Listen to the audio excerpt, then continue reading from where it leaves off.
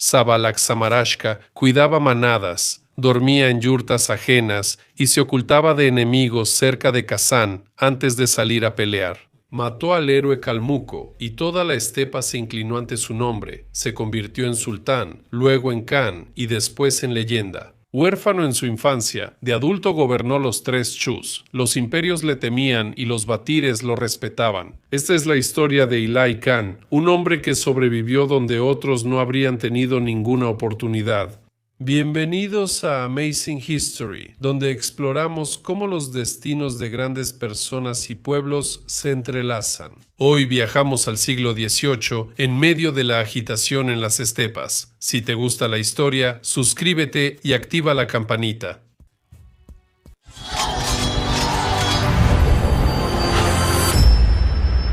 El inicio del siglo XVIII fue un periodo inquietante en la historia de la estepa kazaja. Parece que el janato todavía existe, pero la unidad de antes ya no estaba. De hecho, se había dividido en 3 chus, el menor, el medio y el mayor.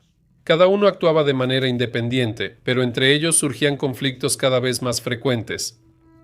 Sin embargo, las amenazas externas empeoraban aún más la situación. El Kanato de Dzungaria, un fuerte estado nómada con ejército y artillería, avanzaba desde el este sobre tierras kazajas, ocupando territorio, saqueando Auli y capturando prisioneros.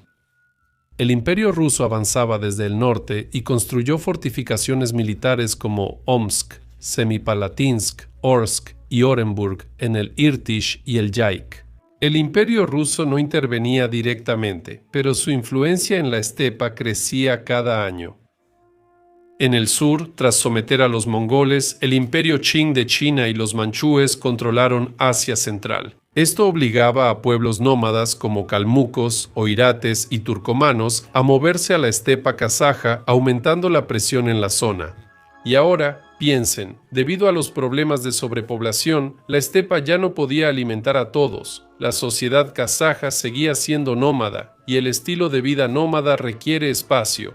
Cuando la población supera la capacidad de los pastizales, comienzan los conflictos por la tierra, el agua y las rutas de migración. La vida pacífica se desmoronaba, y sobrevivir dependía más de la fuerza y de reunir aliados. En ese momento, el Kanato kazajo estaba débil, sin poder central, fragmentado, bajo presión externa y con problemas económicos, lo que generó un vacío que necesitaba un líder fuerte. Según la versión más aceptada, Ablai Jan nació en 1711 con el nombre de Abel Mansur en una familia de sultanes, lo que implicaba nobleza y privilegio político. En la sociedad kazaga, solo los descendientes de Genghis Khan por Yochi recibían el título de sultán y podían reclamar el poder del Jan. Abel Mansur pertenecía precisamente a esta rama. Su abuelo, Abilai Chilbori Sultán, era un guerrero respetado, gobernante de la fortaleza de Sauran, pero fue precisamente él quien arrastró a la familia a la tragedia. Y en 1717 todo cambió. El ejército kazajo de Kayb Jan fue duramente derrotado por los dzúngaros en el río Ayaguz. Las pérdidas fueron catastróficas y Kayb regresó solo con unos pocos nuqueres. Los batires, sobre todo del chus medio, lo rechazaron y lo consideraban una vergüenza para la familia sultán. Kayb Jan seguía siendo descendiente de Genghis Khan, así que no podían derrocarlo ni matarlo abiertamente. Los kazajos comunes no tenían ese derecho, pero entre los propios chinquisidas también había disputas internas. La élite transfirió informalmente a Chilboris de otra rama de la familia sultán el derecho de juzgar y vengar. En el duelo, mató a Kayb y rompió el tabú, ya que un sultán, aunque noble, no podía derramar sangre de un khan. Estos conflictos entre descendientes de Genghis Khan solo debían resolverse en el Consejo del Khan. El asesinato de Kayb por iniciativa propia se vio como una audaz violación del orden. De esta manera, Chilboris puso en peligro a su familia. Los aliados políticos les dieron la espalda y comenzaron las amenazas. Para evitar la venganza de sangre y sus consecuencias, huyeron de Sredizemno al Kanato de Khiva, una de las regiones más conflictivas de Asia Central. Ahí, entre luchas internas, disputas tribales y ataques turcomanos, casi toda su familia murió. Solo sobrevivió el pequeño Abel Mansur, quien fue salvado por su tutor y mentor llamado Aras Atalik. Según la leyenda, escondió al niño bajo un caldero y lo sacó de la aldea en llamas. Así comenzó una larga vida bajo un nombre ajeno. En 1724 Abel Mansur terminó en Turquestán. Pero incluso ahí no había tranquilidad. Los zúngaros seguían avanzando. En la memoria kazaja, estos años fueron conocidos como los de la Gran Calamidad, donde miles perdieron sus aúles, ganado y seres queridos. Para proteger al niño, Aras y sus aliados lo ocultaron con el Gran Talebi, uno de los bis del Shus Mayor. Abel Mansur vivió 7 años allí como Sabalan Sabalak, el desaliñado. Como el niño era descuidado y desordenado, su origen se mantuvo en secreto. Era un pastor, pero los bis mayores, batires y sabios sabían quién era. A los 20 años, Sabalak, llamado Abel Mansur, aún vivía en la estepa y ya dominaba la equitación, las armas y el arte de la guerra. Seguía ocultando su origen, pero su carácter y su entrenamiento, así como su afán por la batalla, no podían pasar desapercibidos. En 1733, los batires kazajos se reunieron para una gran campaña en Zungaria, organizada por el famoso comandante Bagenbay Batir. Sabalak fue con él, no como pastor de caballos, sino como guerrero. Esa campaña cambió su destino. En la batalla contra el ejército zúngar apareció Sharish, cercano a Kuntayji Galdan Seren, gobernante de Zungaria. Era un guerrero experimentado que retó a los kazajos a un duelo, pero según la leyenda, ningún batir kazajo se atrevió a salir primero. Sabalak, el pastor sin linaje, avanzó y, superando su posición, gritó el nombre de su abuelo Abilay antes de lanzarse a la batalla. Por primera vez, ese nombre resonó en el campo de batalla. El duelo fue breve. Sabalak mató a Sharish, le cortó la cabeza y, siguiendo la tradición de la estepa, la ató a su silla de montar. Luego irrumpió en las filas zúngaras e inspiró a los kazajos a un ataque decisivo. Al terminar la batalla, los batires y sultanes preguntaron quién era ese joven guerrero. Entonces reveló su verdadero nombre, Abil Mansur, nieto de Galvaris, descendiente de Huchi. Ya en el siguiente año, 1734, fue reconocido oficialmente como sultán y se le entregó el gobierno de 3 clanes del Chus Medio. Así comenzó el camino de Abilay hacia la cima del poder, pero el título por sí solo no significaba autoridad. La verdadera influencia no la daban los papeles, sino los méritos en batalla, y de eso a Abilay no le faltaba. Después de la tragedia de muchos años de gran calamidad, cuando los zúngaros capturaron una parte significativa del territorio, la estepa se encontraba en un estado de guerra permanente. Enfrentamientos en el este con airatos, al norte con basquires y cosacos rusos, y presión desde el sur de Asia Central. Se necesitaban líderes que reunieran tropas, repelieran ataques y negociaran ágilmente. El gobernante en esos años era Abil Mambet Jan, descendiente de Taukei Jan, respetado y sabio, aunque no comandante militar. Delegó la autoridad militar en Abilay, quien figura en documentos de la época como comandante con decisiones independientes en batallas y negociaciones. Se volvió comandante en jefe de las fuerzas kazajas del Shus Medio. Abilay reunía la milicia, distribuía fuerzas y dirigía a las tropas en combate. Fue él quien introdujo un juego complicado entre el Imperio ruso y Zungaria, aprovechando que ambos lados necesitaban su neutralidad o su apoyo. Cartas de esa época en archivos rusos confirman que Abilay ya entendía la geopolítica entonces. Cuando los rusos querían enfrentarlo a Abul Mambet, él respondía Abul Mambet. Como padre, él no dejaba que fuerzas externas aprovecharan discrepancias internas. Era una época de diplomacia armada, donde solo quienes habían librado muchas batallas mantenían la paz. En estas condiciones, Abilay no solo mejoraba su reputación, sino que se volvía indispensable. La mayor amenaza para los kazajos eran los zúngaros, con quienes había duros enfrentamientos, sobre todo en el este de Kazajistán, cerca del Irtish y el Balkhash. Y las batallas contra los airatos, los bashkirs y más tarde contra los manchúes chinos se convirtieron en una escuela de supervivencia. Abilay usaba la táctica nómada de atacar rápido, retirarse y volver a atacar. Él no buscaba el enfrentamiento abierto de ejércitos, sino que actuaba de manera agotadora, causando bajas al enemigo, escapando y regresando de nuevo. No tenía el aire romántico de un batir, sino el cálculo de un comandante de la estepa, lo que permitió conservar los recursos del Aul y su gente ante un enemigo superior en número y tecnología. Las victorias de Abilai en las décadas de 1730 y 1740 no siempre se reflejaban en las crónicas, pero fueron precisamente esas victorias las que formaron a su alrededor el aura de un líder, al que empezaron a acercarse no solo los guerreros, sino también la gente común. No solo se volvía sultán, sino también esperanza. En 1741, Abilai fue capturado por los zúngaros durante una cacería con un pequeño grupo. Uno de sus destacamentos lo atrapó. Atacaron de repente, capturaron al sultán y lo llevaron a Taskent y luego al campamento del Kuntaiji Galdan Seren. No fue simplemente un cautiverio, fue un desafío diplomático. La nobleza kazaja sabía que la captura de Abilai alteraría el poder, mientras el Imperio ruso y China seguían preocupados las negociaciones. Lo que asustaba a los imperios era la alianza entre zúngaros y kazajos. Abilai estuvo 2 años cautivo, pero no era una prisión, se movía libremente y solo estaba vigilado, no detenido. Estaba supervisado por el Nayon zúngaro Amur Sana, con quien Abilai rápidamente encontró un lenguaje común. La relación entre el sultán kazajo y el comandante zúngaro preocupó fuera de las estepas.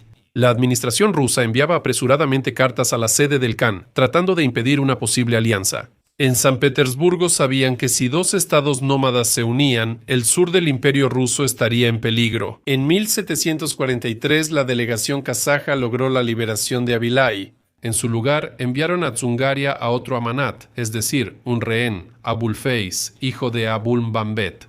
Fue un compromiso, el honor se salvó, la alianza no se concretó y el equilibrio se restauró temporalmente. Este episodio marcó un punto de inflexión. Abilai regresó no solo como un prisionero sobreviviente, sino también como una persona que logró superar las pruebas, mantener su dignidad y establecer relaciones incluso con el enemigo. Para los kazajos esto fue señal. Vale la pena escuchar a un líder así. En 1745 murió Galdan Tsaren Kuntaiji, último gobernante fuerte de Zungaria. Su muerte provocó una lucha interna de poder. Su hijo, Lama Dorji, intentó heredar el trono, pero no tenía ni autoridad ni apoyo. Comenzó una guerra civil. Uno de los pretendientes fue Amursana, el mismo Nayon zúngar bajo cuya tutela Abilai estuvo cautivo 2 años. Era ambicioso e inteligente. El problema principal era que él no venía de la rama principal de la familia Khan, y los comandantes militares oirates se opusieron a él. La confusión dominaba Zungaria. Varias naciones apoyaban a Abilai o buscaban ayuda en China. Nadie mantenía el poder. Fue precisamente en ese momento cuando los destacamentos kazajos comenzaron a recuperar las tierras que habían sido tomadas durante el Gran Desastre. Zungaria estaba perdiendo territorio e influencia. En 1755, Amursana huyó a China y pidió ayuda militar. El imperio chino usó esto como pretexto para intervenir. Invadió Zungaria, supuestamente para poner a Amursana en el trono, pero realmente para destruir el estado. Las tierras kazajas quedaron cerca de los ejércitos manchúes. En otoño de 1756, Amursana, al notar que era usado como peón, huyó nuevamente, ahora hacia Abilai. Detrás de él iban los Qing. Guerra fronteriza kazajo-china. En primavera de 1756, el ejército chino cruzó la frontera e inició la ofensiva en el Juz Medio. Las fuerzas kazajas lideradas por Abilai evitaron el combate directo y emplearon la táctica nómada de ataque rápido, retirada y flanqueo. Al inicio tuvieron grandes pérdidas, pero en otoño la situación mejoró. Tras varios combates hasta octubre, las tropas kazajas detuvieron el avance de los cuerpos chinos. Kazajistán, ese no era el objetivo. Los chinos se retiraron y no hubo más invasión. Para los kazajos, esta batalla simboliza que, pese a la mayor fuerza del enemigo, la estepa puede defenderse. Para 1770, Abilai era conocido en la estepa y más allá. Luchaba, negociaba y controlaba a chinos y rusos, aunque solo era sultán del Juz Medio, no Khan de toda la estepa. Entonces, todo cambió. Entonces ocurrió un evento conocido como la Campaña Polvorienta. Miles de calmucos que vivían en la región del Volga decidieron regresar al este, a Dzungaria, ya bajo control del imperio Manchú Qing. Unas 35.000 familias viajaron en invierno por las tierras de los kazajos. En el trayecto, los calmucos enfrentaron ataques de basquires, cosacos rusos y un destacamento kazajo. Muchas personas murieron, algunos migraron, pero muchos quedaron en la estepa. Las tierras kazajas fueron epicentro de migraciones, ganado y conflictos militares. Ante la inestabilidad y amenazas, la nobleza kazaja vio la necesidad de un poder unificado. Luego de esto, murió el Khan mayor Abul-Mambet. Ya no existía la sede unificada, y todas las miradas se dirigieron hacia Abilay, el único líder que tenía verdadera autoridad y poder militar. Abilay, quien unió a los tres shus, restableció la alianza con los caracalpacos, kirguises, las tribus de Kharazán y Tashkent.